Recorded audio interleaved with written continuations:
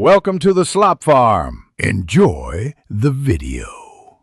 In this video, I will explain how to set up leverage on TradingView. First, understand that leverage lets you control larger positions using less of your own money, like using $1 to control $50 in a trade.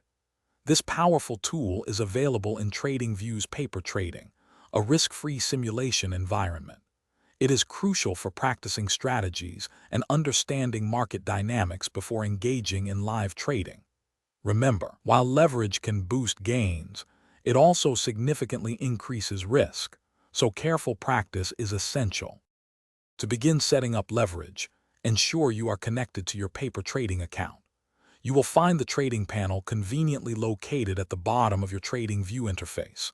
Within this panel, identify your paper trading account name. Right beside it, you will see a small gear icon. Clicking this icon is your gateway to the account settings, which will open a new window displaying all the adjustable parameters for your simulated trading environment. This is where we will make our leverage adjustments. Once the settings window is open, direct your attention to the leverage section. Here, you will find distinct options for various asset classes, such as stocks, futures, forks, and cryptocurrencies. TradingView provides convenient drop-down menus for each category, allowing you to easily select your preferred leverage ratio.